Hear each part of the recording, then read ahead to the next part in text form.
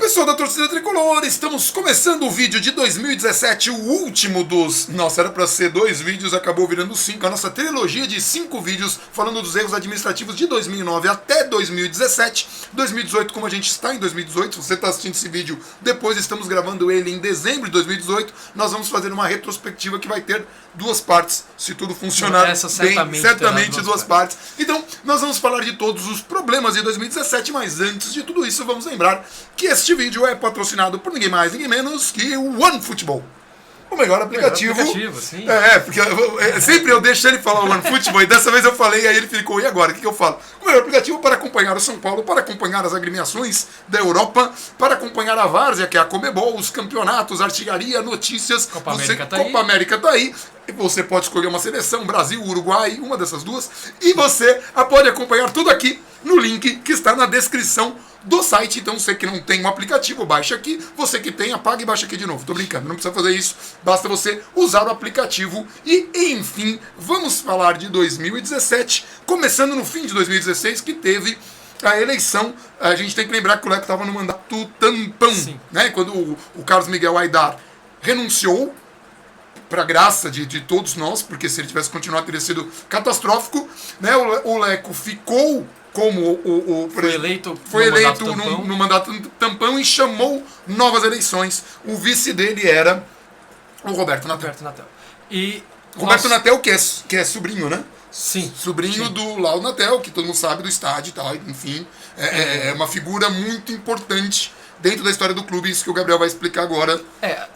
Nós terminamos o vídeo de 2016 dizendo que começaríamos pelas eleições, pelo menos pelo início das eleições de 2017. Pra gente tentar entender por que o Leco chegou lá. Né? Em setembro de 2016, o Laudo Natel, que era o vice-presidente do Leco... O Laudo não, né? Você falou Laudo, mas Natel, é o Roberto. O Roberto Natel, você falou Laudo Natel. O Roberto Natel, que era o vice-presidente do Leco, renunciou ao cargo, alegando divergências com o Leco, e dizendo que ele sairia como candidato de terceira via, que ele não seria situação, não seria oposição, ele seria o algo novo, né? Que chegou a ser muito um clichê nesses tempos de São Paulo. Tem que ter a terceira via, não dá para ser uma situação nem oposição. O Laudo Natel tentou comprar essa ideia, só que o Laudo Natel... O Laudo não, o Roberto. O Roberto, tá, caramba, gente? É o Roberto Natel. Você falou o Laudo Natel, eu vou ficar com o Laudo Natel. O Roberto Natel, ele provavelmente não teria a força, ainda mais de setembro até abril, para ser essa terceira via. Só que ele faz parte de um grupo político muito grande e muito forte dentro de São Paulo. Ele ia desequilibrar a balança de um jeito. Exato. Ele saindo da situação, ele tiraria muitos votos do Leco. Sim. E se ele insistisse na terceira via, ele equilibraria muito as eleições, provavelmente dando a vitória à oposição. Se ele fosse para a oposição, essa vitória era muito provável. Sim. E durante o período... Só dele sair já dava margem para a oposição ganhar. E a oposição, para que vocês se lembrem, a oposição tinha acabado... a oposição era a turma do Carlos Miguel Aidar, a galera que ficou no barco com o Carlos Miguel Aidar. E, gente, uma coisa que a gente fala assim, que é uma receita muito simples para saber quem é bem intencionado e quem não é bem intencionado na história do clube. Quem ficou do lado de Carlos Miguel Aidar, depois de todos aqueles escândalos que nós falamos no vídeo de 2014, 2015, quem ficou do lado do Carlos Miguel Aidar... É, no mínimo, muito suspeito. Os caras que assinaram o contrato, toda essa galera sempre a gente tem que ficar muito de olho, porque evidentemente tinha rolo ali e coisas que iriam prejudicar o clube por muito tempo. Então o Roberto Natel, ele poderia desequilibrar a balança, mesmo que ele não fosse para oposição, só o fato dele lançar uma terceira via, porque as eleições acontecem, os conselheiros votam os sócios votam nos conselheiros e os conselheiros votam no presidente. Então tem os grupos políticos, normalmente são 2 grupos políticos, seriam 3. Na verdade, normalmente são 2 chapas. Os grupos políticos são vários. São vários, mas assim, são 2 chapas. Tem vários grupos que a gente não precisa citar aqui para não esquecer ninguém, né? E o Roberto Natel, ele fazia parte de um grupo muito forte. Durante o período em que ele ainda estava meio terceira via, estava meio rompido com o Leco, ele chegou a sentar-se com a oposição. Isso praticamente definiria as eleições. A oposição que nesse Nem período tinha nome, né? ainda não tinha um nome, ela foi ter nome no que se tornou o Pimenta no ano das eleições, já em 2017. E ele chegou a sentar-se com essas pessoas, podendo e fazendo correr o risco de devolver ao poder pessoas muito próximas e que fizeram parte da gestão Carlos Miguel Aydar. Sim. Esse foi o principal motivo de nós termos torcido contra veja bem, essa chapa. Nós participamos ativamente do processo, porque justamente esse trabalho, o site começou... Participamos ativamente, assim, em termos de acompanhar. De acompanhar, de ver. A gente não influencia nada, a gente não vota, a gente não faz nada. E aliás, gente, nosso objetivo aqui é informar, discutir, debater, opinar. A gente não quer influenciar ninguém politicamente, nem no clube, nem nada, mas a gente prefere que algumas coisas não aconteçam, a gente torce para que algumas coisas não aconteçam. E nós entendemos, e para não ficar mas então você fica em cima do muro? Não, a gente não fica em cima do muro. Quando estava a oposição, que tinha pessoas ligadas a Carlos Miguel Aydar, a gente fala claramente, com todas as letras. Nós, do site, todo mundo, a equipe toda, considera Carlos Miguel Aydar o pior presidente da história de São Paulo. E qualquer coisa ligada a essa administração, a gente repudia. Principalmente pessoas que eram, assim, muito ativas e personagens principais de grandes escândalos que aconteceram no clube. Naquele momento tinham acontecido há 2 anos, 1 ano e meio. Então assim, vocês imaginam a nossa situação e a nossa surpresa quando a gente viu a oposição se fortalecendo depois de sair de uma renúncia. 1 ano depois da renúncia. Um ano depois da renúncia, a gente podia ter esses caras de volta ao poder e isso traria preocupações. Lembrando que o São Paulo, nas eleições, por mais que se troquem nome, as pessoas ficam se alternando no poder, é gente que troca de um grupo pro outro, de uma chapa para outra, o cara vira o presidente e faz a composição. Para que você tenha uma ideia, o Pimenta foi opositor do Leco, foi o cara que disputou com o Leco, porque o Roberto Natel, percebendo, isso tem que se falar, Roberto Natel percebendo que ele poderia trazer de volta algumas dessas pessoas, ele resolveu deixar de lado esse sonho dele de ser presidente, porque ele tem esse sonho. Ele terminou se reconciliando ele se reconciliou com o Leco e aí ele acabou dando essa vitória pro Leco. Mas foi uma coisa que ele percebeu e ele voltou atrás. O Pimenta, que foi o opositor, depois foi fazer parte, faz parte do Conselho de Administração, que nós já vamos falar dele muito em breve. Mas o período eleitoral, ele tinha essas peculiaridades, e até o que você citou no vídeo passado, em 2016, nós citamos que o Luiz Cunha, que era acabou sendo lá o diretor de futebol, eu não lembro, só posso ter tantas denominações de cargo, mas ele ficou lá sendo uma das pessoas ligadas ao futebol, diretamente ali na parte do campo e tudo mais. Ele teve um desentendimento com o Gustavo, que ele achava que tinha que ter tomado uma decisão, tomou outra, ele pediu demissão e virou opositor. No São Paulo as coisas assim acontecem muito rapidamente e é muito extremo. E essas eleições correu o risco de, numa dessas aleatoriedades, devolver o poder a pessoas que prejudicaram São Paulo num passado extremamente recente. E o que mais preocupou pra gente deixar muito claro essa questão do posicionamento, é quando o Pimenta, eu tenho bastante respeito pelo Pimenta, apesar que ele teve também uma presidência muito polêmica, que também teve fita gravada, pra quem vai buscar a história, também teve polêmicas envolvendo o Pimenta aí e tal, mas foi um presidente vitorioso, tal, por isso muita gente tem essa recordação, converso com ele com muita tranquilidade, mas ele falou uma coisa durante as eleições de temos que ver se a expulsão do Carlos Miguel Aydar prejudica o clube, a história do clube. A história do clube. Ele estava colocando que a expulsão de uma pessoa que comprovadamente e intencionalmente fez mal ao clube era menos pior do que você tirar essa... melhor, deixa eu voltar. A expulsão dessa pessoa era pior do que os atos que ela cometeu. Ela intencionalmente, comprovadamente prejudicou o clube e podia ter colocado o clube num buraco enorme.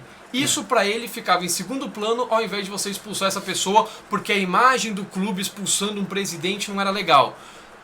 Então isso, assim, pensar que essas pessoas pudessem voltar... Esse tipo de pensamento é muito perigoso, principalmente quando ele está ligado a pessoas próximas a esse cara que foi expulso. E aí, bom, enfim, mas... Ponto. E aí, ponto. E no meio disso tudo, acho que na verdade 2 meses depois da renúncia do Roberto Natel, o Leco, o São Paulo, demite o Ricardo Gomes e logo depois anuncia o Rogério como novo técnico de São Paulo. Primeira pausa do vídeo. O Leco usou o Rogério como manobra política, enfim, usou o Rogério politicamente? É bem possível. Sim. É muito possível que ele tenha usado o Rogério politicamente. Rogério se colocou à disposição, quis, se sentiu preparado. E quando isso aconteceu, a nossa avaliação, nós fizemos até um vídeo sobre isso, a nossa avaliação foi: O Rogério se aposentou em dezembro de 2015 e passou, se não me engano, o primeiro semestre inteiro de 2016 descansando de maneira extremamente merecida, depois de 25 anos aí. De dedicação árdua a esse clube. E aí, no meio, mais ou menos no meio do ano de 2016, ele saiu para a Europa para fazer cursos, conhecer novos treinadores, assistir jogos, assistir treinamentos, trocar experiências com esses treinadores.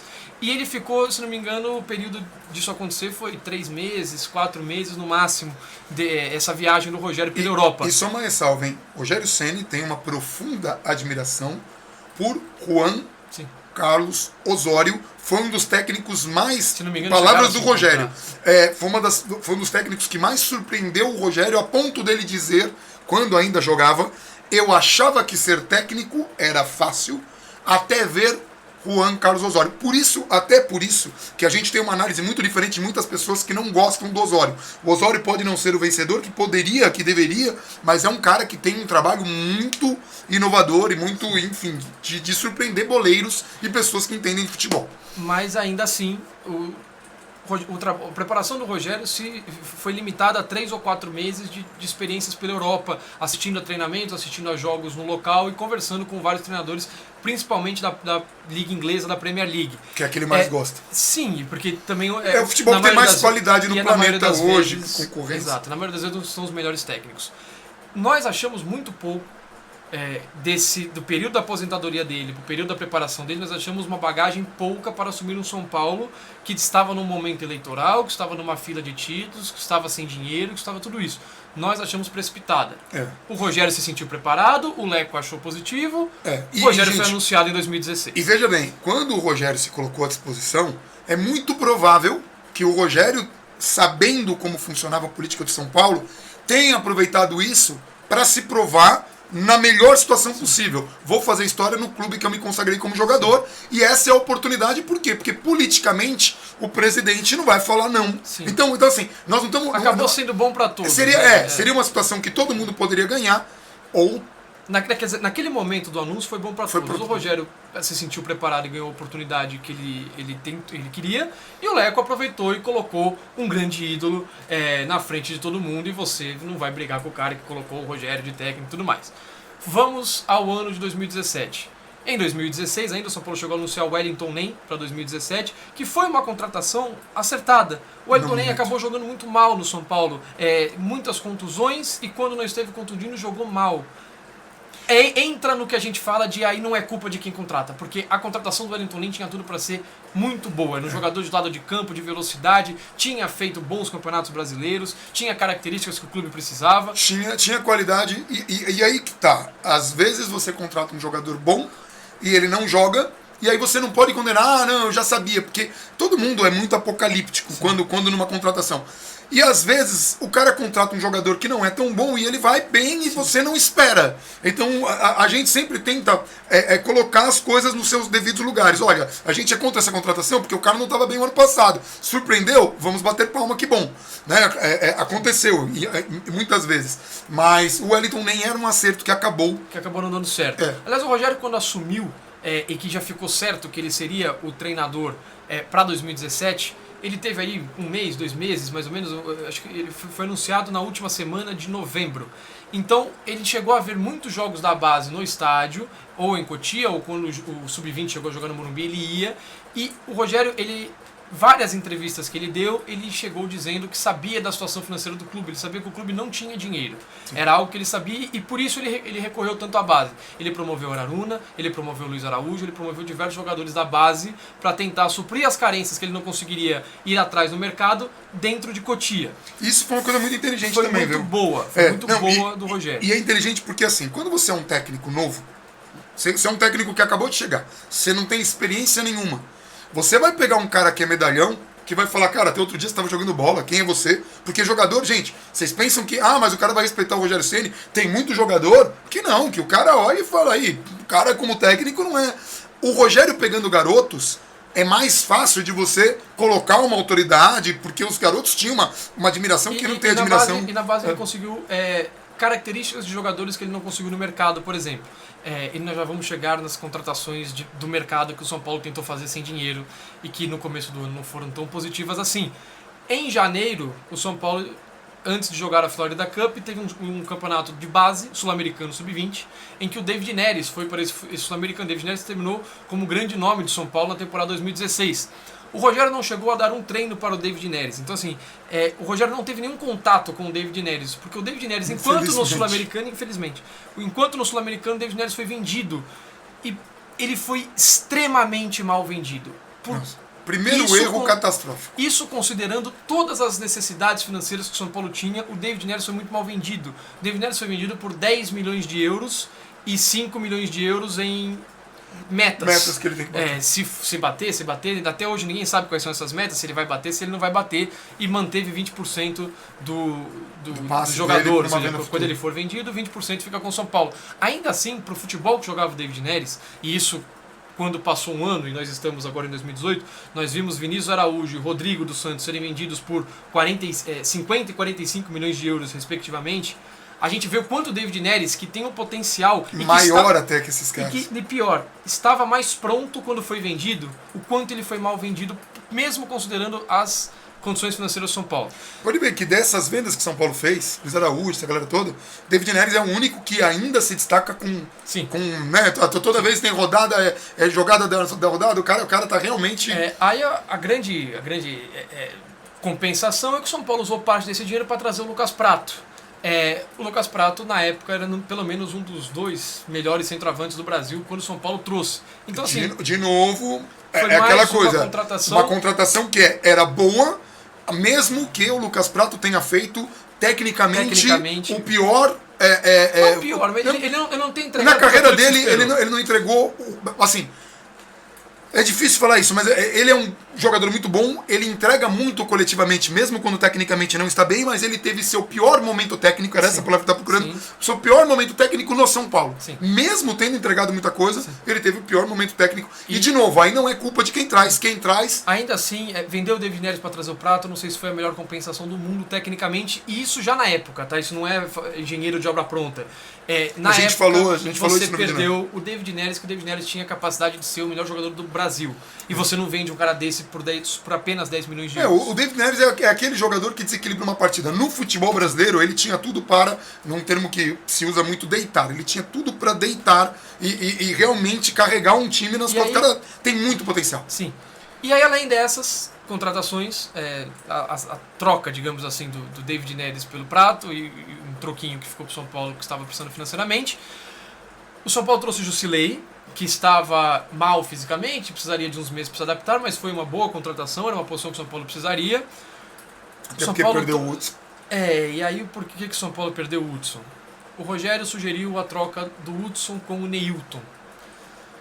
Não foi uma boa troca. Essa não foi uma boa troca. Tanto que o Neilton acabou saindo do São Paulo, foi dispensado. Falou, cara, vai. Depois de Denis, o São Paulo percebeu que precisava de um goleiro. E foi atrás do Sidão. O São Paulo foi atrás do Sidão. O São Paulo não tinha dinheiro para contratar. O São Paulo tirou o Sidão do Botafogo com uma negociação direta com o Aldax. O São Paulo acho que pagou 300 ou 500 mil reais pelo Sidão. É um valor quase que de graça para um grande clube. O Botafogo, quando perdeu o Sidão, foi atrás do Gatito, que tinha sido rebaixado com o Figueirense, e contratou o Gatito de graça. Por aí a gente já vê que não foi a melhor escolha do mundo. O São Paulo poderia ter ido atrás do Gatito diretamente. E assim, que fique muito claro. Por exemplo. Tá? Quando o Sidão chegou, quando o Sidão foi anunciado, nós fizemos vídeo criticando muito a contratação, porque considerávamos que o Sidão não reunia capacidade técnica para assumir um time grande. Que ele era pior do que o Renan Ribeiro, apesar de ser melhor que o Denis. O São Paulo na época tinha o Denis e o Renan. O Renan era o melhor dos 3, tecnicamente falando. Então a gente não via potencial, porque ele era mais novo também. E o Denis é o pior, tá, gente? O Denis é cravado aqui. O Denis é pior. Sidão e Denis. Sidão. Denis e minha mãe. Entendeu? E o São Paulo acabou também trazendo o Cícero pro começo da temporada, que pro estilo de jogo que o Rogério disse que iria se propor a fazer, era uma boa ideia, mas o Cícero acabou não rendendo no São Paulo. A ideia de ter um volante que tem uma qualidade de passe, de bola longa, de jogo aéreo... A história do Cícero no São Paulo é muito esquisita, né? Ruim, Toda vez tem alguma coisa que o Cícero São Paulo não casa. Não é um jogador ruim, e não é um clube ruim, mas os dois juntos não... E essas foram as contratações do São Paulo no começo do ano, né? E o São Paulo foi jogar a Florida Cup, a Florida Cup do São Paulo, o São Paulo pegou River Plate e Corinthians. O primeiro tempo contra o River Plate deve ter sido um dos melhores primeiros tempos do São Paulo nos últimos anos. Pré-temporada e tudo mais. O São Paulo voou contra o River Plate.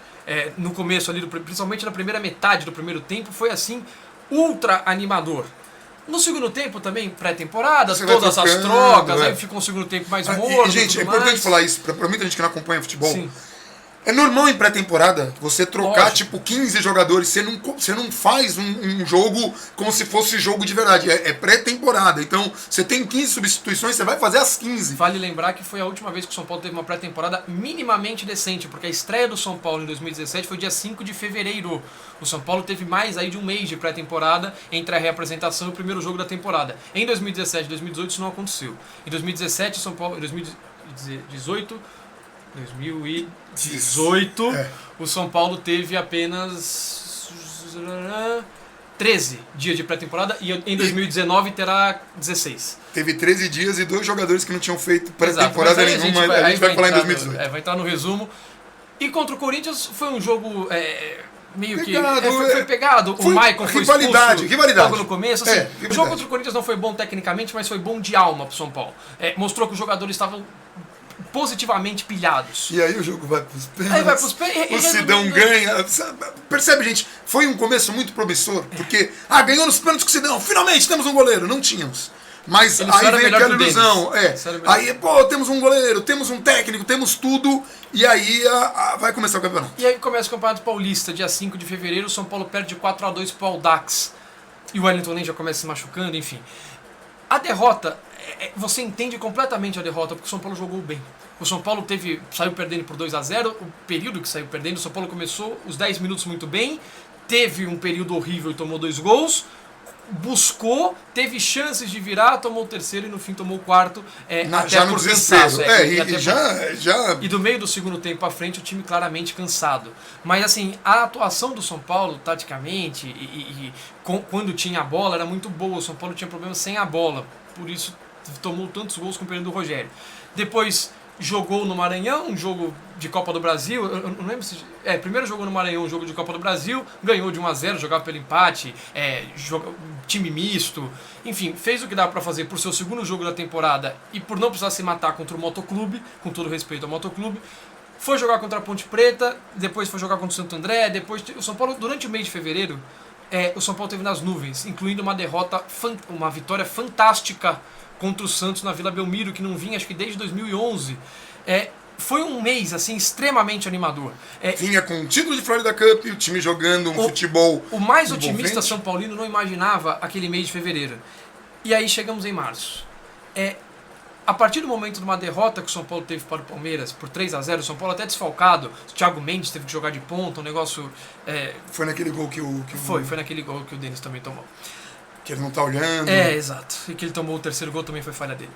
Mas a partir daquela derrota, as atuações do São Paulo, e aí atuações, ignorando completamente os resultados, assim como o São Paulo perdeu jogando bem para o Audax, e que no começo de temporada é o que mais importa, numa primeira fase de Campeonato Paulista, que você sabe que você vai classificar, é importante o time jogar bem, o time mostrar evolução, o time mostrar potencial. Em março, isso parou de acontecer. E de março até julho, nós vamos comentar daqui para frente, o São Paulo você conta nos dedos as boas partidas do São Paulo. Você conta realmente nos dedos as boas partidas que o São Paulo teve. Ainda pausa. Em março foi quando Roberto Natel se reconciliou. Foi durante, acho que foi janeiro ou fevereiro, acho que foi janeiro. A oposição anunciou Pimenta. Em abril tivemos as eleições. Leco venceu. Ok. O Leco, se não me engano, venceu no dia 17 de abril, se eu não estou enganado. O São Paulo ainda não tinha sido eliminado de nenhuma competição, mas o São Paulo já tinha encaminhado a eliminação em 2 delas. O São Paulo já tinha perdido no Morumbi por 2-0 para o Cruzeiro, o São Paulo já tinha perdido no Morumbi por 2-0 para o Corinthians na mesma semana, nos jogos de ida da semifinal do Paulista e da quarta fase da Copa do Brasil. Isso já, de novo, citando os maus jogos que o São Paulo tinha feito. Até esse momento, a única perda que o São Paulo tinha tido tinha sido do zagueiro Lianco. São Paulo por necessidades financeiras, que o Lianco era um reserva. Ele não chegou nem a jogar. Não, jogou uma ou 2 partidas. Ele era primeiro ou segundo reserva, dependendo da partida. E ele foi vendido, um jogador de compor elenco, e foi vendido por 20 milhões de reais, que o São Paulo precisava fazer dinheiro na época. Nesse período, o Rogério indicou o Marcinho, do São Bernardo, e o Tomás, do Jorge Wilstermann, que fez boas partidas contra o Palmeiras. São contratações que eu não condeno especificamente, são apostas. Jogador talvez, que você pagou barato, jogador que você estava observando. Talvez a insistência com esses jogadores tenha sido pior do que a contratação deles em si. Mas enfim, assim que o Leco assume, ele tem a obrigação de colocar em prática o novo estatuto, que falamos em 2016.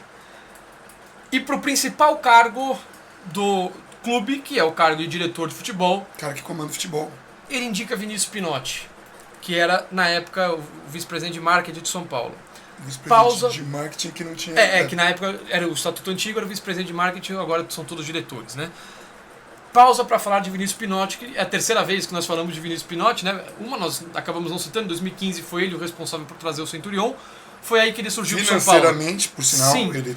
O São Paulo não tinha dinheiro na gestão Carlos Miguel Aidar, o São Paulo vendia que não tinha tanto dinheiro, né? Não tinha mesmo, mas o presidente, como nós falamos, pintava uma situação muito pior. Ele se dispôs a emprestar o dinheiro para o São Paulo. E aí ele apareceu na apresentação do Centurion, ele surgiu para o São Paulo assim.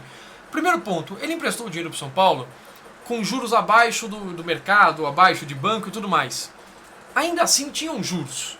Esse é o primeiro ponto. Assim, de certa maneira, o cara aplicou o dinheiro no São Paulo, não é legal. Não é legal. Não é correto. Você não dá o dinheiro pro clube e fala, ó, você me devolve a mais, com juros e tudo mais. Ah, mas é melhor do que se tivesse pegado com o banco. É melhor. Mas para um cara que se diz torcedor e que tá lá para ajudar e que não tinha nenhum interesse e depois acabou compondo várias diretorias, não pega bem. No mínimo não pega bem. Sim. E aí, depois, em 2015, ele passa a fazer parte, ele é diretor adjunto de marketing, depois ele passa a ser o responsável pelo departamento de marketing. E aí uma outra pausa, né? Quando você começa a crescer politicamente, quando você nem aparecia, sim, por conta disso, você esse investimento com juros baixos virou um investimento político. Né? O cara tinha dinheiro, ele investiu no clube e daí ele começou a aparecer politicamente no clube e começou a ter força.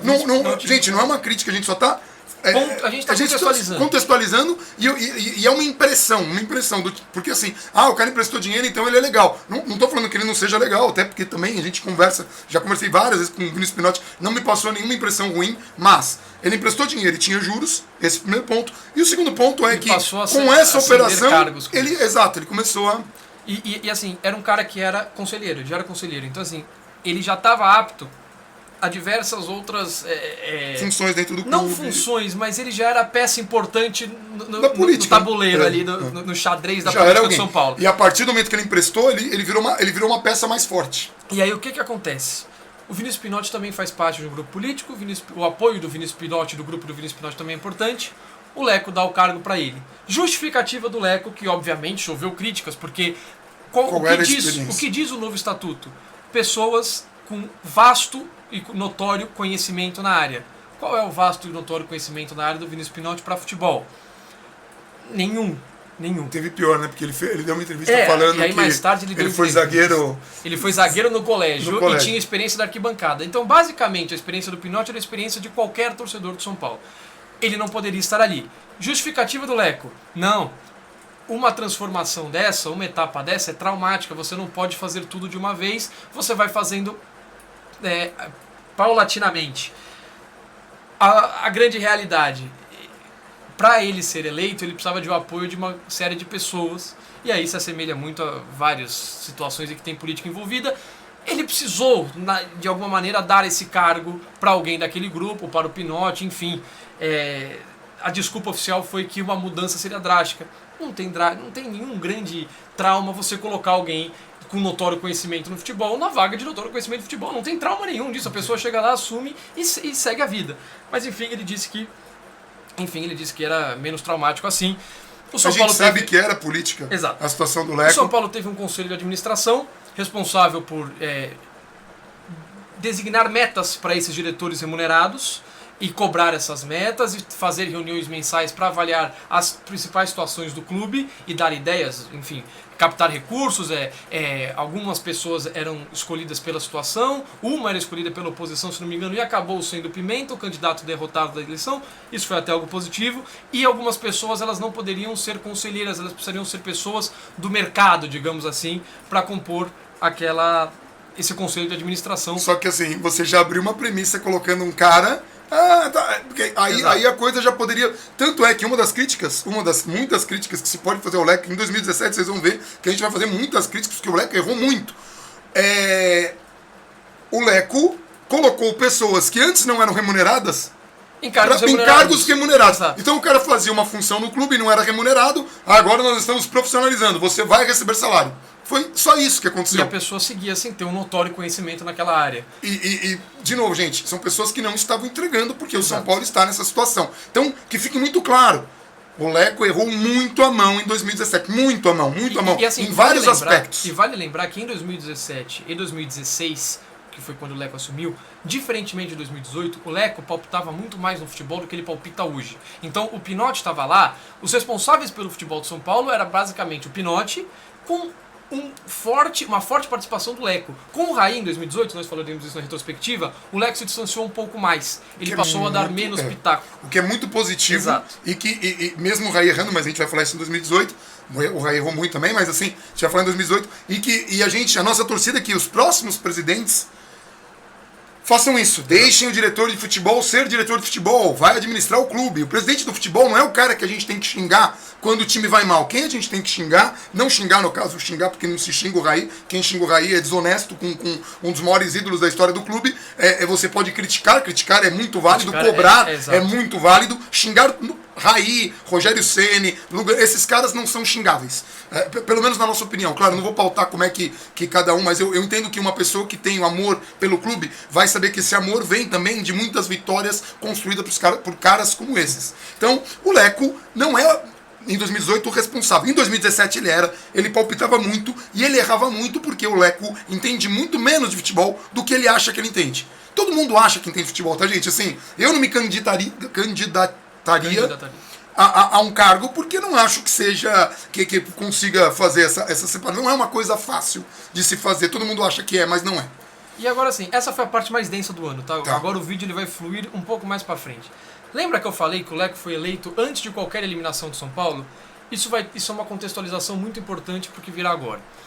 O São Paulo, lembra, falamos aqui, não vinha jogando bem. Vinha jogando, inclusive, muito mal. Desde março. Desde a derrota pro Palmeiras. A derrota pro Palmeiras é um marco. Tá? É só um exemplo que dali pra frente você conta nos dedos de uma mão as boas partidas que o São Paulo fez. E vamos lembrar, nesse jogo que o São Paulo perdeu, o primeiro tempo do São Paulo foi 3-0.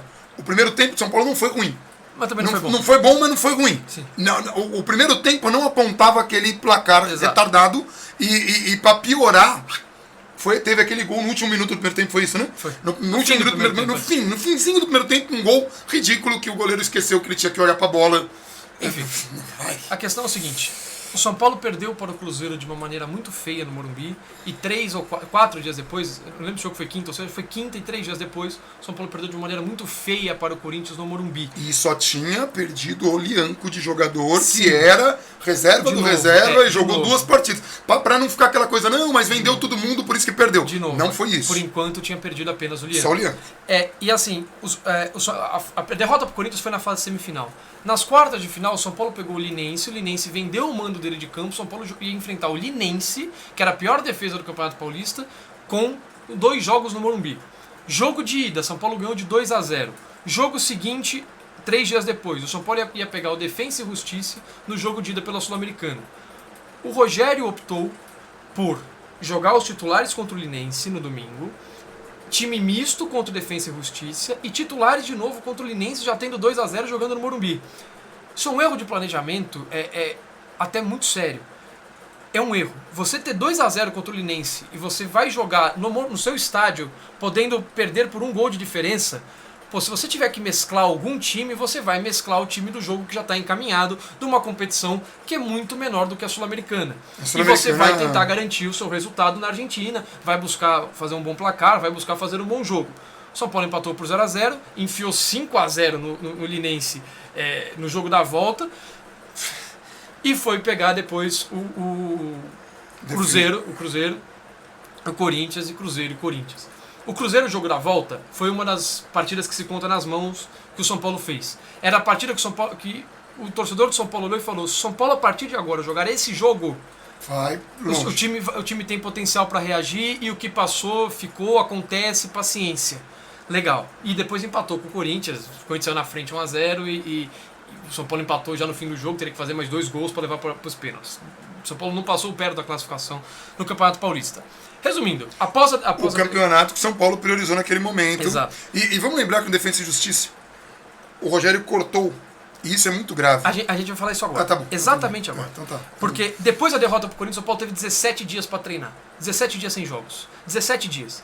E uma das reclamações do São Paulo, do Clube São Paulo, né, do Rogério, da comissão e de jogadores, era a sequência de jogos em abril, que era muito grave, realmente, sequência. Era a quarta de final de Paulista, era a quarta fase de Copa do Brasil contra o Cruzeiro. Brasileiro, é um Exato, bicho. era clássico em semifinal, era uma sequência muito pesada. O São Paulo teve 17 dias entre a derrota pro Corinthians e você enfrentar em casa, jogando por uma vitória simples, um time que nunca fez uma partida internacional fora do seu país, que era o Defensa e Justiça, e que se encontrava no meio de tabela do Campeonato Argentino. Time muito fraco, gente. Agora chegamos ao jogo contra o Defensa e Justiça. Precisando de uma vitória simples, o Rogério resolveu cortar do banco.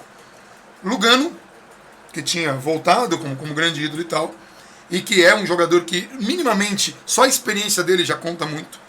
Mesmo que não fosse para jogar, mas para mim poderia jogar nessa partida, principalmente se pensarmos em quem ele colocou de titular. E ele cortou o Chaves. O Chaves que tinha feito bons jogos pelo São Paulo antes da chegada do Rogério. E até com o Rogério. Até com o Rogério. Era um centroavante que tinha muita mobilidade, muita vontade, muita garra. Para um jogo eliminatório era muito importante. E era muito experiente. O Chaves era muito experiente e o Lugano era só o jogador mais experiente do elenco. E era o símbolo do clube. Ele cortou esses 2 jogadores. Para colocar Lucão e Neilton.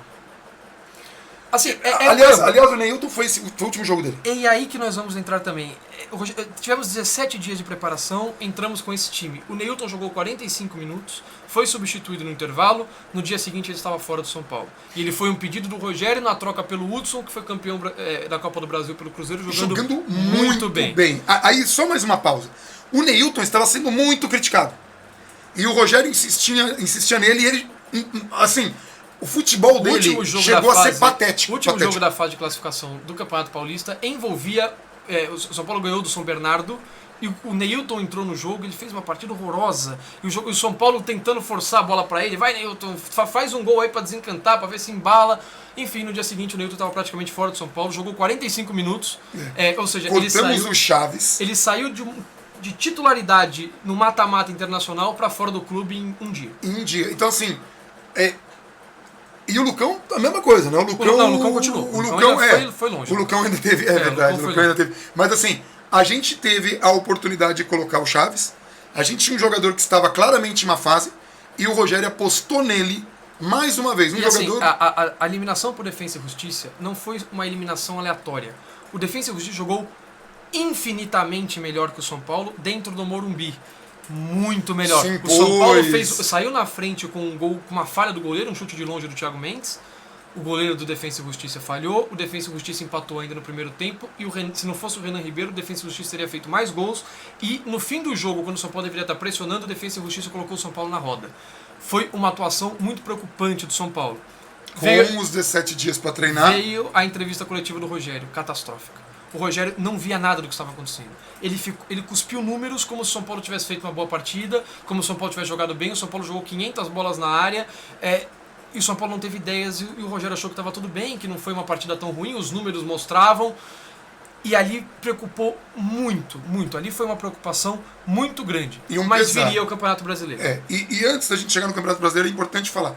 Gente, de novo, neste maior momento, ídolo da história do clube. Sim. Temos um respeito, uma admiração, uma idolatria pelo cara, mas amor pelo amor. A gente precisa criticar quando a coisa acontece. E de novo, neste momento, e vamos chegar no Campeonato Brasileiro, o São Paulo tinha perdido apenas o Lianco. Sim. O São Paulo seguia com o seu elenco, não havia perdido nenhum jogador titular nesse período. Quer dizer, perdeu o Lianco e mandou embora o Neilton. Exato. O São Paulo assim, não vendeu nenhum jogador do seu elenco titular. Veio o Campeonato Brasileiro. O São Paulo perdeu para o Cruzeiro no primeiro jogo. O Rogério trocou tudo, entrou no jogo com 3 zagueiros. O Rogério tentou mexer de uma maneira drástica depois do trauma contra o Defensa e Justiça. Perdeu. Veio o segundo jogo, o São Paulo ganhou, eu não lembro se foi do Avaí ou se foi do Vitória, eu acho que foi, não tenho certeza que foi do Avaí. Esse jogo contra o Avaí foi o seguinte: Com 10 minutos de jogo, o Marquinhos, que jogou no São Paulo, perdeu um gol feito. O São Paulo fez um gol no primeiro tempo. O segundo tempo foi tenebroso, horrível, foi futebolisticamente muito ruim. E no último lance do jogo, o Luiz Araújo fez 2-0. O São Paulo flertou com não ganhar do Avaí, que viria a ser rebaixado naquele ano. Terceiro jogo, o São Paulo foi enfrentar o Palmeiras. O São Paulo foi enfrentar o Palmeiras. O jogo também foi muito ruim, mas e todo mundo falava, agora vai ser a virada, né? Ainda assim, era um elenco muito melhor do Palmeiras, e aí o Rogério teve o mérito de travar o time. O jogo foi muito ruim, deu a bola pro Palmeiras, ele sabia que o Palmeiras não conseguiria fazer nada. O jogo foi ruim, o São Paulo no segundo tempo saiu na frente com um frango do Fernando Praz. O Palmeiras perdeu um pênalti e o São Paulo fez o 2-0 com um frango do Fernando Praz. Uma falha, o segundo gol não foi frango, foi falha. Novamente não foi uma partida convincente do São Paulo, mas foi o que o São Paulo precisava fazer tendo um time pior. Até aí não se discute, mas o Palmeiras perdeu um pênalti e tudo mais. Quarta rodada. Bom, ganhar do Palmeiras excelente, isso não tem nem o que discutir, excelente. Quarta rodada, o São Paulo perdeu para Ponte Preta, em Campinas. Ponte Preta que viria a ser rebaixada. Pausa. Luiz Araújo foi vendido após o jogo contra a Ponte Preta. Aqui foi a primeira perda do São Paulo titular. O São Paulo com 2 vitórias e 2 derrotas. Que já não era um grande desempenho, que já não tinha enfrentado uma tabela tão difícil, uma tabela com o Cruzeiro no Mineirão, Avaí e Ponte Preta, que viriam a cair. E aí o Palmeiras, esse sim, muito complicado, não era a pior tabela do mundo. Mas tudo bem. Na quinta rodada, o São Paulo vence o Vitória, se eu não estou enganado. Eu acho que a sequência é São Paulo vence o Vitória. Eu não lembro se foi vitória contra o Vitória ou a derrota contra o Corinthians. Mas, enfim. Vamos falar dos dois jogos, mesmo sem lembrar a ordem. Contra o Vitória, São Paulo sai na frente. Já no segundo tempo. Primeiro tempo muito ruim. O Vitória tem, lá na parte final do jogo, 30 e poucos minutos do segundo tempo, o Vitória chuta 2 bolas na pequena área. O Renan Ribeiro faz um milagre, o Militão tira a bola em cima da linha. E no último lance do jogo, o São Paulo mata o jogo com 2-0. Vamos lembrar, né? O Renan Ribeiro. Sim.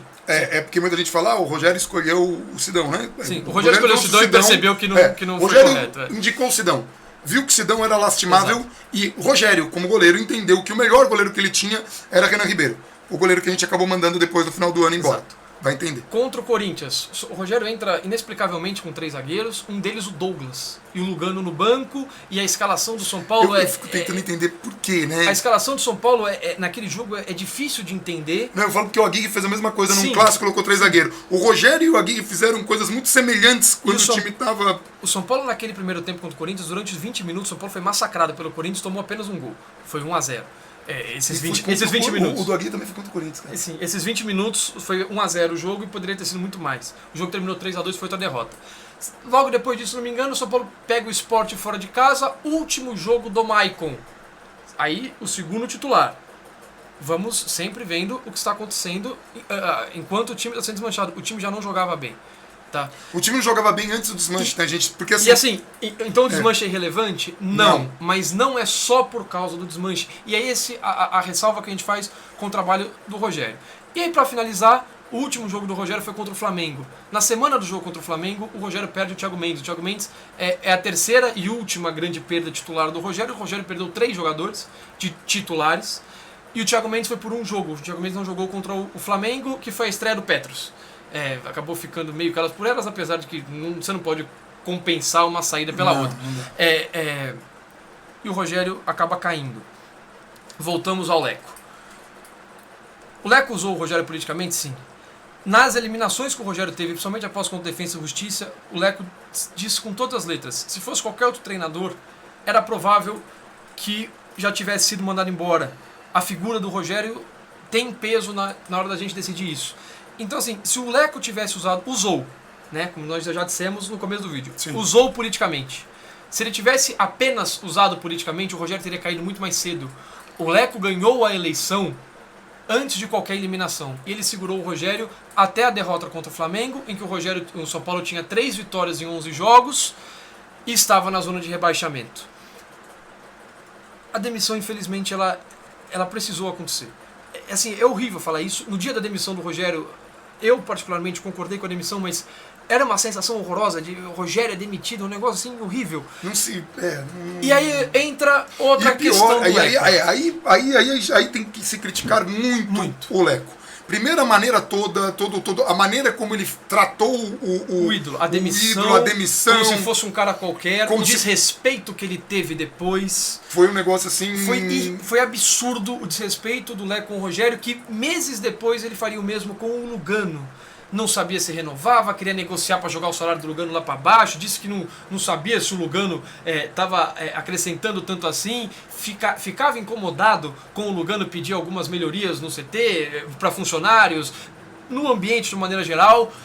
De novo, isso você não pode discutir a importância de um cara desse, ainda mais na situação do São Paulo. São dois erros assim, administrativos e históricos com o clube que assim, ficam marcados. A maneira como o São Paulo tratou esses dois ficam marcadas. Isso é um erro imperdoável do Leco.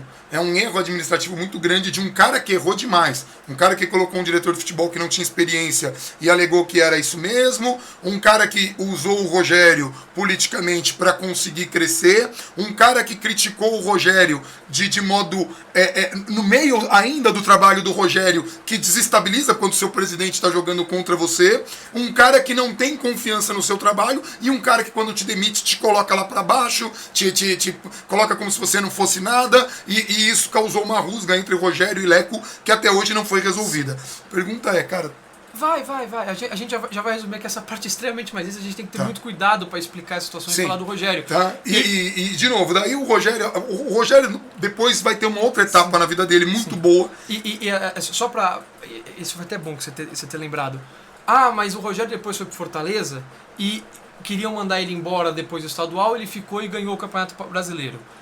Primeiro ponto. Eu não tenho a menor dúvida que o Rogério aprendeu muito nesse período que ele teve no São Paulo. Eu não tenho a menor dúvida. Sim. E ele levou isso pro Fortaleza. Gente, o Rogério é um dos caras mais inteligentes do futebol. O próprio Lugano fala. O Rogério, eu lembro de uma entrevista que o Lugano fala assim, se o Rogério pular do prédio, pula atrás. Se ele mandar eu pulo, porque alguma coisa boa tem. Pote de ouro lá.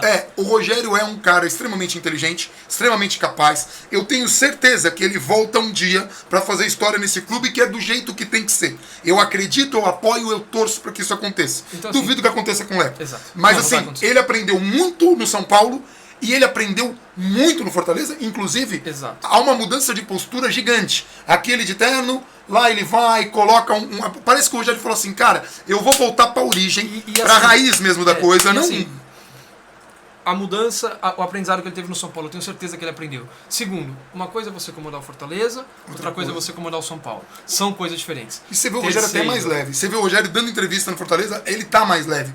Porque assim, gente, não é o São Paulo. O São Paulo é fácil de ser técnico de São Paulo, quando o São Paulo é São Paulo.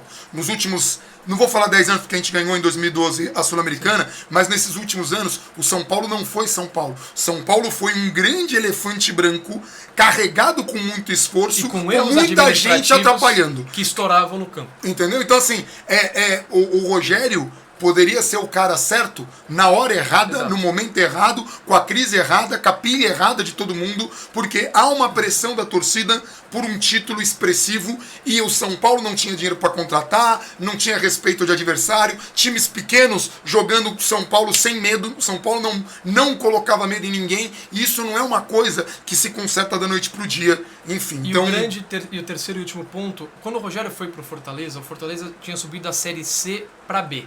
Era o ano do centenário e tudo mais, mas era um orçamento muito menor que o do seu rival Ceará, seu rival estadual, que subiu da B para A. O Rogério cumpriu a meta dele no campeonato estadual. O Rogério levou o Fortaleza à final e levou o Fortaleza à final com vantagem. Se o Fortaleza jogou por 2 resultados iguais, perder de 1-0, ganhar de 1-0, 2 empates, enfim. O Fortaleza tinha essa vantagem. Para piorar, na semana da final, que o time do Fortaleza já era pior que o do Ceará, então o Rogério ia enfrentar um clássico tendo um time consideravelmente inferior que o do rival. Ele perdeu, se não me engano, 4 titulares. E aí é muito diferente do que os titulares que ele foi perdendo ao longo do ano no São Paulo, já fazendo atuações ruins. Ele perdeu a ida por 2-1, na volta o Ceará fez 1-0, o Fortaleza teve um pênalti. Se o Fortaleza converte o pênalti, o Fortaleza estaria a um gol de ser campeão. O Fortaleza perdeu o pênalti. A torcida pegou muito no pé do Rogério, sim. Mas E aí isso foi mérito do presidente do Fortaleza manter o Rogério. Só que não tem nenhuma comparação com o que o Rogério fez no São Paulo. E nem a Os situação números, do São Paulo com a situação que o as Fortaleza atuações do Fortaleza, eu também não vi todos os jogos do Fortaleza no Campeonato Estadual, mas quando não batia com o jogo do São Paulo, eu tentava ver um ou outro jogo do Fortaleza. Porque a gente torce pro Rogério, Exato. gente. A gente torce, é um ídolo do clube. Sim. Que a gente quer bem, a menos que ele jogue em algum rival. Aí esse vai ano, me desculpar, Rogério. 2019, se jogar São Paulo e Fortaleza, eu quero que o Fortaleza perca. Todo respeito. É. Mas o Fortaleza não jogava tão mal e cumpriu o seu objetivo. A torcida ficou irritada porque no campeonato estadual inteiro o Rogério não repetiu uma escalação. Assim, não era com um desempenho, era porque o torcedor tem essa de, pô, eu quero saber qual que é o time, qual que são os 11, eu quero conhecer os jogadores. Isso é característica que ele aprendeu com o Juan Carlos E aí Osório. ele foi mantido e fez uma campanha simplesmente extraordinária na Série B e tudo bem. De bater palmas e com muita coragem que ele ficou na Série A, e eu espero que a gente consiga ganhar dele aqui. E aí assim, a gente falou aqui da saída do Thiago Mendes. A saída do Thiago Mendes ela foi um marco no São Paulo, porque ela teve uma entrevista do Pinotti que mostrou o quanto o Pinotti estava se preparado para a função. Ele virou e falou: Thiago Mendes, você vai vir na entrevista comigo? E ele fez o Thiago Mendes admitir, ele não fez o Thiago Mendes falar nenhuma mentira, mas ele fez o Thiago Mendes admitir que o Thiago Mendes pediu para ir embora. E o Pinotti falou: nós não vamos segurar o jogador insatisfeito, todo mundo que quiser ir embora, vai embora. Isso passa dois sinais terríveis pro elenco e pro mercado. Primeiro, o empresário e o jogador já fala, velho. Exato. Primeiro, joga a proposta que a gente... se o cara quiser sair, ó, tô indo embora, não tem dificuldade nenhuma, tchau. E você não se esforça para manter um jogador importante. Você, bicho, você tem contrato, eu preciso de você, você vai ficar aqui, você tá insatisfeito, é um risco que você corre. Mas mandando essa mensagem, você praticamente dá o aval que se você chegar lá e quiser ir embora, você vai embora. Você não faz isso, você tá louco. Ainda mais com o time em má fase. Que jogadores que não têm nenhuma afinidade com o clube, para eles quererem sair para um time que está brigando por títulos ou para uma proposta financeira um pouco mais vantajosa, é muito mais fácil. E o segundo sinal que você manda é pro mercado. Pô, peraí, se é só o cara querer sair, eu vou me acertar o salário ali com o cara, que, pô, o euro é muito mais valorizado que o real, eu me acerto o salário com o cara fala que quer sair, aí eu dou qualquer trocado pro clube e desvalorizo o cara completamente. Você desvalorizou o elenco inteiro e você abriu a porta para quem quisesse sair. Foi desastrosa a declaração do Pinotti na saída do Thiago Mendes. Mais um erro de Leco, tá? Mais um erro de Leco colocar lá e do próprio Pinotti. Tá? Então assim, mas o Pinotti... Olha só, gente, pra gente pensar. São Paulo é um clube gigante, em crise, porque não ganhava título há muito tempo. Depois de passar por uma quando o presidente sai, por uma renúncia de presidente, não chegou a ser impeachment, por uma renúncia de presidente. Vamos contextualizar. O São Paulo era um time em crise, que não ganhava títulos, endividado, que vem de renúncia de presidente. Pega um presidente novo, que não é unanimidade, o Leco não era unanimidade, mas era talvez o nome menos pior, ele coloca um diretor de futebol inexperiente e um técnico inexperiente com um elenco não tão qualificado assim, porque o time não tinha dinheiro, não era ruim, não era bom, mas tava ali naquele era meio. Pra estar acima de onde estava. Então assim, é muito difícil que as coisas deem certo quando você coloca tantas peças ruins no tabuleiro. Se você tem o Rogério, você precisava dar pro Rogério um diretor de futebol mais qualificado. Por quê? O diretor de futebol não só contrata. O diretor de futebol segura a bronca no vestiário. O diretor de futebol conversa com os jogadores. O diretor de futebol tem conversas construtivas com o seu técnico. E não vai fazer crítica ou qualquer coisa do gênero, entendeu? O Pinotti parecia muito mais um guarda-costas do Leco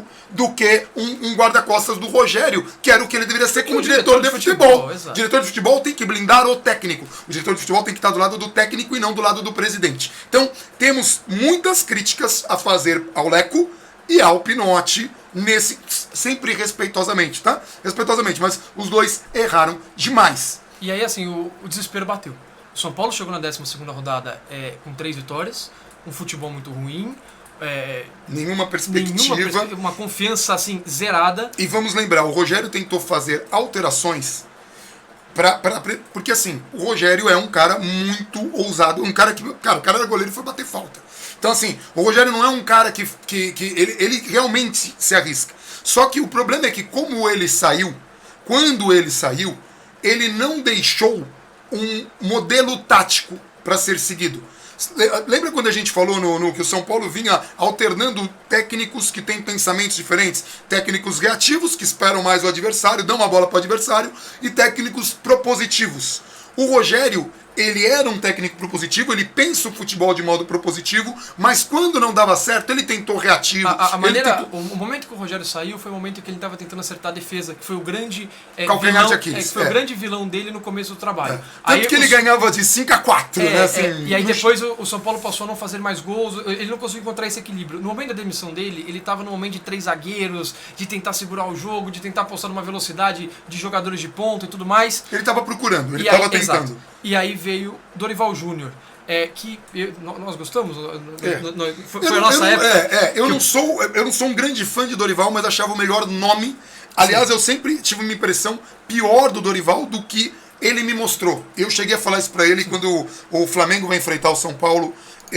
Eu cheguei a falar isso pra ele. Eu nunca fui um grande fã do Dorival, mas eu defendi muito ele depois de conhecer o trabalho dele aqui no São Paulo. Tá? Tem muita gente que tem ressalva ao Dorival. Eu vou fazer uma comparação, e é uma comparação, gente, é só de estilo de pessoa. O Dorival assim como o Dorival, assim, é que um cara é muito vencedor e o Dorival não é tudo isso. Mas assim como o Danilo, é um cara que não chama atenção. O cara pode jogar bem, mas ele não chama atenção. O Danilo é um cara invisível. Em todos os times que ele jogou, a exceção do Corinthians. O Dorival, ele sempre tem aquela pecha de é um banana, é um cara que... Por quê? Porque ele não é marqueteiro, ele não sabe se vender. Quando ele tem um grande sucesso, ele não sabe se vender. Então, toda vez que pinta algum rumor, a galera dá muita força para esses rumores. E assim, enfim, trouxemos o Dorival e apostamos no quê? Que nós falamos muito nos outros vídeos. Pacotão. Só que dessa vez o pacotão do São Paulo foi um pouco mais direcionado. O São Paulo trouxe jogadores acostumados a vencer, jogadores com uma qualidade indiscutível. Então o São Paulo trouxe Hernanes, primeiro ponto. Pum. Só aí você subiu o nível do time lá pro alto. São Paulo trouxe Petros.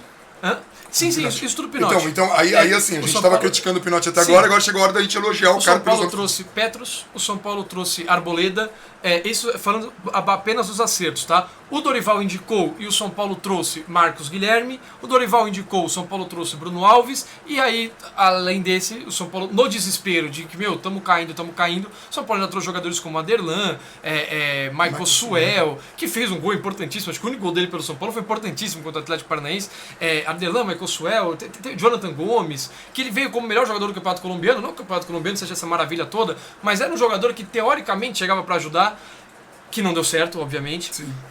Mas o São Paulo trouxe muitos jogadores, só que muitos bem direcionados. Petros, Marcos Guilherme e Hernanes, a chance de dar certo era muito grande. E mesmo o Arboleda.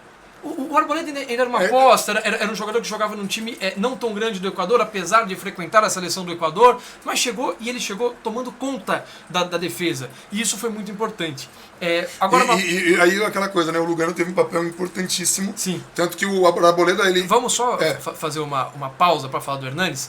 O Hernanes ele veio com aquela cláusula, né? O São Paulo anunciou que o contrato do Hernanes era por 1 ano, só que tinha aquela cláusula que no fim do ano os chineses podiam pedir o contrato dele. E quando o São Paulo descobriu isso, São Paulo sabia. Quando a torcida descobriu isso, quando isso veio a público no começo de janeiro, foi um escândalo. Porque não, o São Paulo tinha que ter sido transparente, falado pro seu torcedor, não sei o que lá. Gente, eu defendo veementemente o que o São Paulo fez. De todos esses erros, eu acho corretíssimo que não tenha falado, porque era um momento que o São Paulo estava na zona de rebaixamento, era um momento em que tudo dava errado, era um momento em que tudo era motivo para crise, você jogava uma fagulha, virava uma explosão, era terrível, era terrível. Se o São Paulo anuncia que fechou com o Hernanes por 1 ano, mas dali 6 meses ele podia ir embora, algo positivo, que era a vinda do Hernanes, ia facilmente virar algo negativo. Todo mundo esquecer que o Hernanes veio para falar, mas trouxe só por 6 meses e não sei o quê.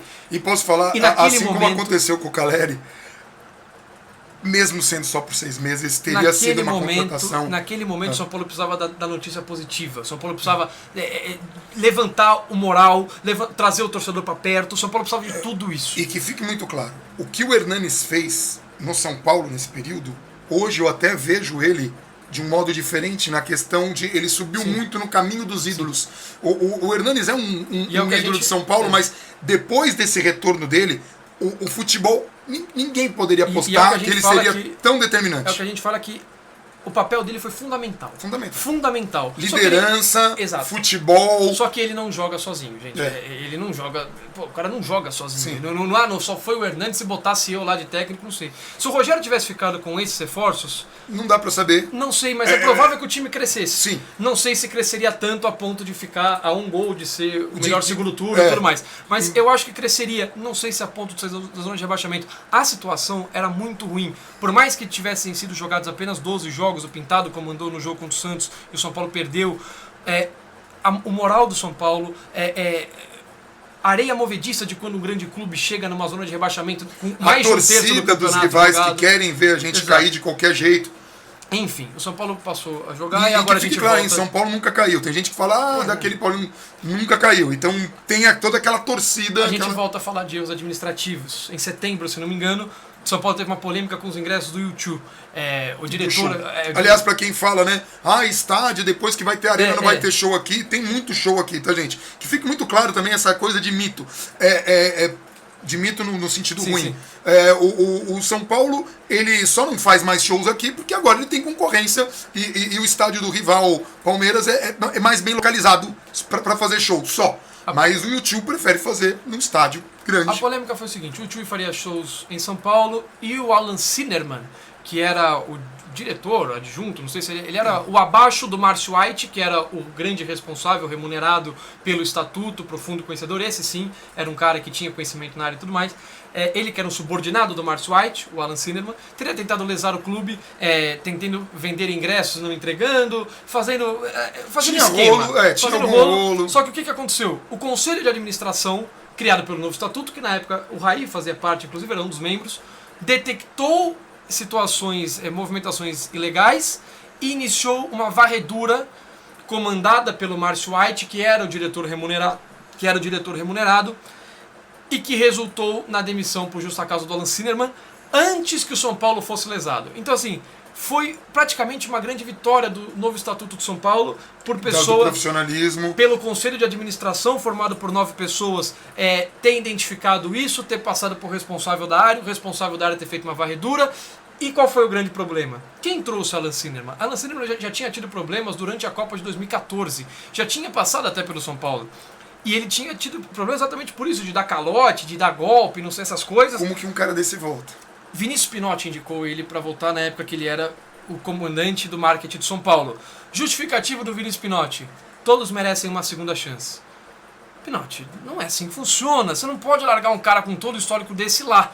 E depois ainda ficou comprovado que o Pinotti teria dado uma ajuda financeira para o Alan Sinnerman. Aí a versão do Alan Sinnerman é que ele prestou o serviço para o Pinotti e recebeu por isso. A versão do Pinotti é que ele deu dinheiro para o Alan Sinnerman, precisava justificar para o fisco e mandou o Alan Sinnerman emitir notas frias para que ele mandasse para o fisco. O cara mais forte do futebol admitiu ter um comprado crime. notas frias, né? Ele admitiu um crime. O nome mais forte. Aí perceba. Então, perceba uma coisa, gente. Por isso que quem acompanha o trabalho aqui, às vezes tem muita dificuldade, porque a gente não tem... A nossa torcida é pelo São Paulo. Então, vocês vão acompanhar muitos trabalhos, porque todo mundo faz... Muita gente que faz trabalho no São Paulo, e não é criticar ninguém, cada um tem uma linha de trabalho. A paixão, às vezes, cega. A gente tenta não se deixar cegar pela paixão. Então, o que acontece? A gente citou aqui erros do Pinotti, acertos do Pinotti, erros do Pinotti de novo, erros do Leco, acertos do Leco, erros do Leco de novo, acertos nessa composição. Por quê? Porque nem todo mundo é tão malvado assim, tirando talvez o Carlos Miguel Aidar, nem todo mundo é tão malvado assim, nem todo mundo é tão bonzinho assim, e pessoas acertam e erram. Isso acontece com jogadores, com técnicos. E que independentemente da intenção, não, mas eu queria acertar. Se você errou, sim, isso vai afetar todo o clube, isso vai afetar o campo, isso vai afetar sim, o time, às vezes por anos. Esse é o grande problema. E alguns erros do São Paulo afetaram o São Paulo por anos. Olha quantos vídeos nós fizemos. Mas enfim. Entendeu? Então, assim, que fique muito claro isso. A gente vai criticar coisas e vai colocar argumentos. A gente não está torcendo, não tem uma bandeira Leco, não tem bandeira de ninguém. A gente tem respeito pelo Raí, a gente tem respeito pelo Rogério, a gente tem respeito pelo Lugano. Enfim, pelos grandes Pelos ídolos. grandes ídolos. Ficou faltando um que saiu aí, enfim. Não, mas tudo bem. Não, mas entendeu? Assim, a gente tem respeito. Por quê? Porque são caras que construíram história aqui dentro. Então, assim, quando errar, e vocês vão ver na retrospectiva 2018, a gente vai criticar muito o Raí. Talvez até mais do que a gente criticou o Rogério. Certamente Certamente mais. O Raí foi pior no primeiro ano de diretor dele do São Paulo do que o Rogério. Mas a gente torce agora para que, né, enfim, depois a gente vai falar isso em assim, 2018. o São Paulo teve uma briga contra o rebaixamento muito intensa, muito dura. Coisas que eu considero erro, e aí é algo muito mais subjetivo do que a maioria das coisas que a gente falou em 5 vídeos. Isso é. Agora é opinião mesmo. Exato, tá? agora é 100% opinião. Então vocês podem discordar. Eu não gosto que vá torcida organizada no CT conversar com os jogadores, sentar para bater papo. Até porque as televisões foram entrevistar os representantes que foram nessa reunião e o discurso deles foi: não, nós fomos pedir coragem para os jogadores. Gente, desculpa, um time com Hernanes, Petros, Prato, Lugano, Arboleda. Porque a Arboleda se mostrou. Até Militão, jogadores que em campo não faltava coragem, não faltava dedicação, faltava no máximo confiança e o resultado acontecendo.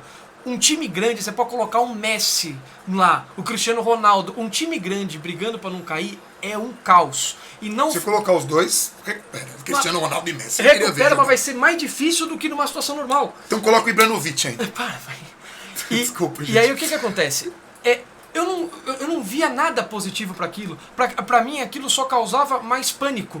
De ir lá os caras e falar: coragem, tem que jogar bola. Entenda uma coisa, gente. A percepção que o jogador de futebol tem é diferente de nós torcedores, de nós jornalistas e de nós torcedores de organizada. Eu não sou torcedor de organizada, mas o torcedor de organizada ele tem todo um histórico de acompanhar o clube. Eu respeito todo mundo, mas são coisas completamente diferentes. Torcida organizada, jornalista, torcedor, que é o nosso caso, que a gente faz jornalismo alternativo.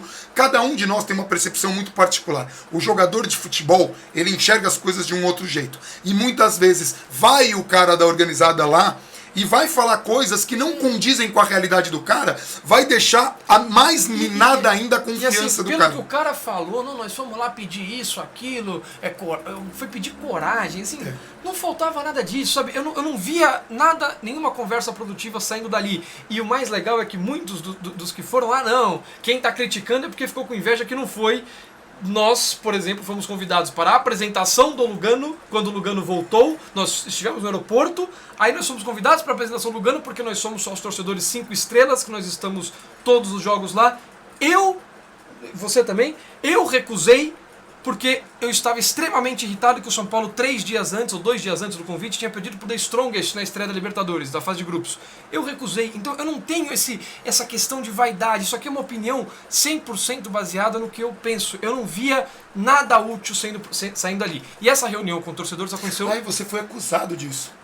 Teve verdade, uma galera não, todo mundo que mas eu lembro que você no Twitter, a galera falou: você tá criticando porque você... Mas assim, todo mundo que não aplaudiu essa iniciativa foi acusado de que estava com inveja. Porque, assim, na cabeça das pessoas é isso. Se você é contra a minha ideia, tem algum motivo escuso.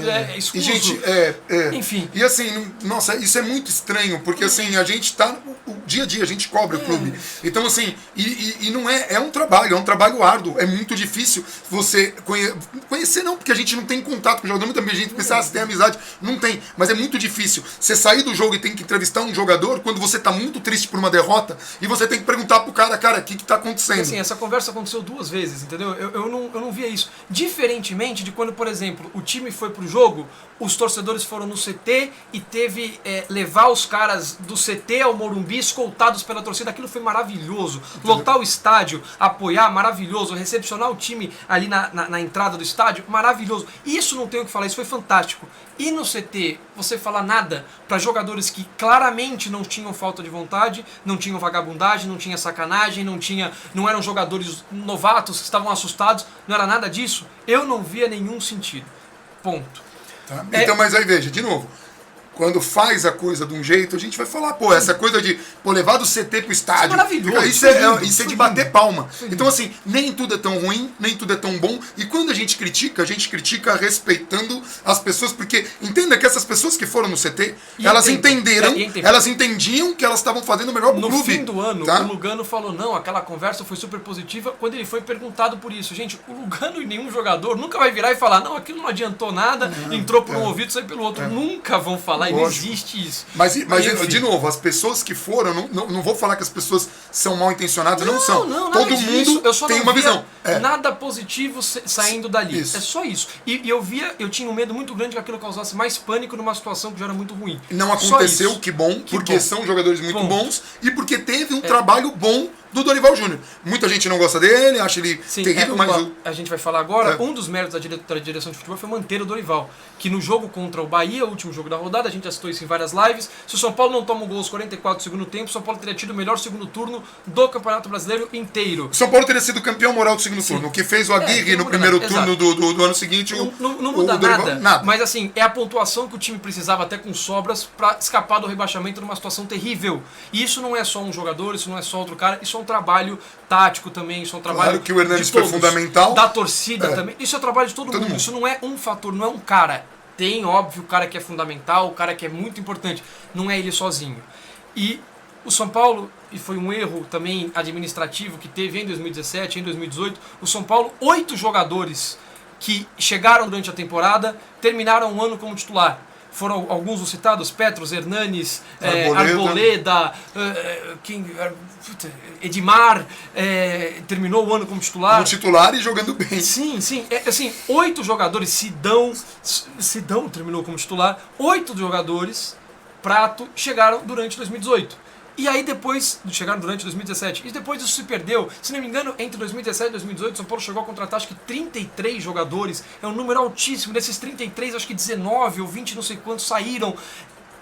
O São Paulo não tem uma base. Isso é um erro administrativo muito grave. E que afeta e acaba fazendo com que muitos técnicos sejam demitidos. E aí, vamos voltar. A gente demitiu o Autuori, que foi campeão mundial aqui. Sim. A gente demitiu o Muricy, que foi tricampeão brasileiro aqui. O Muricy não foi demitido. Ele foi demitido lá em 2009. Sim, mas começou nos erros lá atrás. A gente demitiu o próprio Dorival Júnior, que fez um segundo turno e que nós falaremos absurdo, na retrospectiva. E vamos falar na retrospectiva, porque ele começou o ano perdendo 2 dos principais jogadores logo no começo. Enfim. Então, assim, o que a gente está falando, gente? A gente está pontuando esses erros para que a torcida compreenda quando o São Paulo errar, o que a gente está criticando. Por que às vezes a gente fala isso? Por que às vezes a gente defende a permanência de um técnico? Marcos Guilherme foi um dos titulares importantíssimos que chegaram durante a temporada. Jusilei. Enfim, foram 8 jogadores que não estavam no ano. Não estavam lá. E aí que no ano seguinte já foi todo mundo embora de novo. E aí o São Paulo tem que reconstruir, começar do zero. O São Paulo está sempre patinando. Exato. Assim, tenta imaginar a construção de uma casa. O São Paulo está construindo a base. Aí quebra tudo. Aí quebra 70%. Aí vai precisar construir de novo, quebra. A casa não vai ficar pronta nunca. A casa é o título. Tá, aí às vezes o cara quer chegar com o telhado antes. Exato. Aí tá lá um telhado. Olha, tem um telhado aqui, enfim, não vai resolver. 1h12, podemos já finalizar. A briga contra o rebaixamento foi nível 2013. Até hoje é um debate muito saudável com as pessoas que vivem o São Paulo. Torcedores, né? A gente conversa com a Lê de que ano foi pior, 2013 ou 2017. E alguns dos meus amigos que falam que 2013 foi pior citam o fator ineditismo. O São Paulo nunca tinha passado por uma situação daquela. Ou seja, eles nem falam que a situação de 2013 foi pior. Eles falam mais que, eu tô assustado porque eu nunca vivi isso. Agora então, assim, foi de novo. Nesse nível, o 2017 do São Paulo foi terrível, foi muito ruim, mas o São Paulo conseguiu escapar. Foi um ano em que não faltou vontade em nenhum momento do ano. Do primeiro jogo ao último, não faltou. De 99% dos jogadores, falando do time de uma maneira geral, não faltou entrega desses caras. Eles quiseram sair da zona de rebaixamento, eles lutaram por isso. Um ou outro acabou vacilando, por exemplo, o Cueva. O Cueva, nossa. que enquanto o São Paulo ainda não estava livre do rebaixamento, estava quase, mas não estava, foi lá para a seleção do Peru, não voltou, enfim, tinha atuações, ia para a balada, quando o São Paulo empatou com o Avaí na segunda rodada do segundo turno, voltou para a zona de rebaixamento com esse resultado, ele foi para a balada em Florianópolis, isso não é legal, isso não é bom, tá? Isso não é positivo. Enfim... Cueva é uma nota de rodapé, exato. Se muito. E no fim do ano, o São Paulo pelo menos mostrou, o São Paulo recebeu uma quantia astronômica financeiramente, porque vendeu diversos jogadores muito bem vendidos, quase todos eles.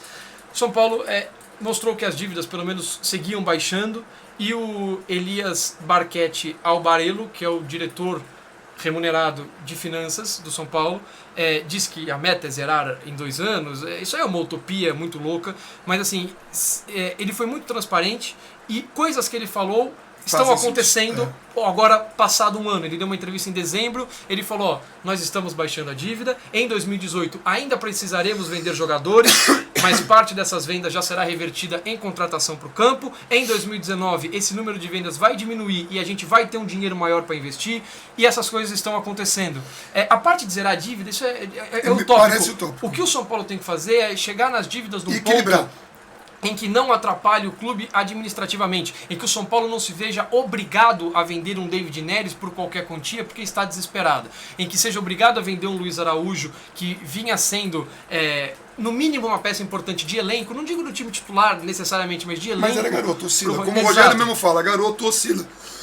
Aliás, o Rogério falou isso lá atrás, e a galera esqueceu na hora de analisar o trabalho do Aguirre, mas a gente vai falar isso mais pra frente. E, gente, de novo, a questão da dívida é outro acerto do Leco. 2017 do Leco foi um ano catastrófico, ruim, foi um péssimo presidente, aqui. Administrativamente péssimo, colocou pessoas ruins para fazer o trabalho, colocou um diretor de futebol inexperiente, não deu suporte para o Rogério Ceni.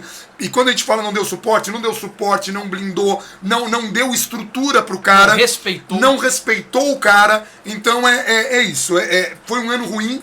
Mas teve algum acerto, que foi a parte administrativa. A parte das dívidas está sendo muito bem feita. E tem o 2018 aí. Então, assim, a gente não vai ser maluco. Só para fechar o 2017, o Vinícius Pinotti seria demitido. Eu não sei se o Leco demitiria ele porque só queria... Aí usou o Pinotti politicamente também, né? O grupo do Pinotti... Mais um erro do Leco. Não sabemos. Isso é uma possibilidade. Mas ele pelo menos causou essa impressão. Exato. Ele seria demitido. Ele soube disso, se antecipou, pediu demissão, saiu. Também saiu bravo lá com o Leco, e já quase virou oposicionista também, que no São Paulo tudo acontece isso, para vir para a chegada do Raí. E o último errinho de 2017, no fim do ano, né, já depois do São Paulo livre e tudo mais, a torcida majoritariamente organizada levou lá pro Raí, e pros responsáveis, pro Leco, não sei o que, ela teve uma reunião em que eles levaram lá uma cartilha, um documento de obrigações que o clube deveria ter. Tiraram fotos desse documento. A gente vai falar disso. Tá. Tiraram fotos desse documento.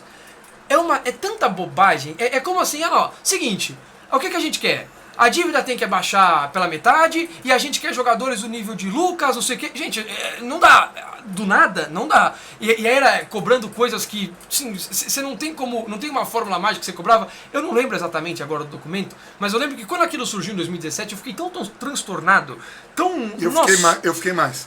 Porque a galera que organizou isso colocou o logo do meu site lá. E eu tive que entrar em contato com São Paulo e falar, meu trabalho é jornalístico. Eu não interfiro a gente explica o que aconteceu. Era um grupo criado durante 2017 por todos os canais do São Paulo, que ele tinha um intuito apenas. Levar a torcida pro estádio. Levar torcedor pro estádio. Fazer todos uma mesma campanha em conjunto para que incentivasse as pessoas a irem ao estádio. E eu falei para as pessoas que criaram isso, não fui eu que criei, eu falei, tomem cuidado para isso não virar coisa política. Porque eu tenho muito medo de usarem para influenciar torcedor a pensar de um jeito, a pensar do outro. Aqui a gente dá informação. Aqui eu não quero falar para você como que você tem que pensar. Não, você tem que pensar, a gente debate, a gente abre a ideia, a gente opina, porque a gente não fica em cima do muro, mas a gente respeita as opiniões contrárias. A menos, claro, que alguém venha defender o Aidar. Aí é a única coisa que aí a gente vai ter muito argumento para debater. Mas, que assim, venha xingar o Raí, o Rogério. Mas, por exemplo, xingar não, mas assim, criticar o Rogério ou defender o Rogério, possível. As duas coisas. Criticar o Raí, ou elogiar o Raí, muito possível as duas coisas. Criticar o Pimenta, achar que o Pimenta poderia ser melhor que o Leco, ou que o Leco poderia ser melhor. Osório também, ou o Osório não gostar. Tudo isso é debatível. E aí esse grupo, essas pessoas que criaram esse movimento de sites que era para apenas e único exclusivamente para levar torcedores ao estádio. Com vídeos assim, gente, vamos pro estádio, era só isso. Pegou o logo de todo mundo que fazia parte desse movimento e enfiou no meio da cartilha como se nós tivéssemos feito parte disso. E nós somos veementemente contra essa cartilha. A cartilha, ela é caricata, ela é um negócio... E, gente, posso falar, mesmo que fosse bem feita, tá? Mesmo que fosse bem feita, não é nosso papel. Nós somos jornalistas e somos também torcedores. A gente tem respeito e amor pela instituição. Não é pra ir meia dúzia lá, e coincidentemente de torcida organizada, que faz uma pressão um pouco diferente e que, como movimenta grandes massas, às vezes tem até força política. Sim. Não é pra ir esses caras lá, ó, a gente quer isso aqui, se fosse o bastião da verdade. Se fosse uma coisa muito bem feita, estruturada e tal, apesar de elogiar, eu não colocaria o nome porque não é meu papel. Meu papel é cobrir, mostrar e apontar erros, elogiar as coisas que são acertos, elogiar acertos quando não vem título, porque às vezes o clube acerta e não vem título, mas tem que saber o que acertou para conseguir dar continuidade pra se espelhar. E apontar os erros não para denegrir o clube, pelo contrário, para a gente não repetir os erros. É esse nosso papel, é um papel pequeno, mas é o papel que nos cabe. Então eu não vou influenciar o clube, vou torcer para que as coisas aconteçam de bem, mas eu não tenho cacife e nem capacidade para essas funções, porque se tivesse, eu iria lá para fazer, porque eu quero ajudar o clube do jeito que eu posso. Como que eu posso? Fazendo esses vídeos, fazendo esse trabalho, esclarecendo e tendo uma linguagem que sempre vai pautar o bom senso e o respeito. Aqui vocês não vão ver explosão, xingamento, não vão ver. Tem muitos canais para isso e que bom que tem, porque aí uma pessoa que quer extravasar pode assistir o vídeo, extravasar, e quando quiser entender uma análise, quando quiser debater, aí pode assistir também. O bom da internet ainda é que dá para assistir tudo, né? Ainda que a gente esteja, às vezes, extremamente irritado. Sim. E a gente, às vezes, fuja de uma linha de padrão, né? Nossa, então vai ter vídeo que a gente tá, porque a gente é humano, gente. O coração aqui bate em 3 cores, vermelho, branco e preto, nessa ordem. É isso. Fechamos. Desculpem por esse vídeo enorme. Esse acabou ficando mais longo porque a gente acabou fazendo até um balanço geral. Algumas coisas a gente acabou explicando de uma maneira geral. Voltamos aos vídeos algumas vezes. Esse é o último vídeo da série. A gente acabou fazendo um 2017 e um balanço final. E a gente agradece todos aqueles que assistiram todos os vídeos que acaba... Meu, deu uma série da Netflix, vai deu 10 horas de vídeo somando tudo. Aliás, se a Netflix quiser colocar, coloca aí, gente. Gente, muito obrigado. E quem puder, compartilhe, ligue as notificações e ative o sininho. Um abração para todo mundo e vamos São Paulo.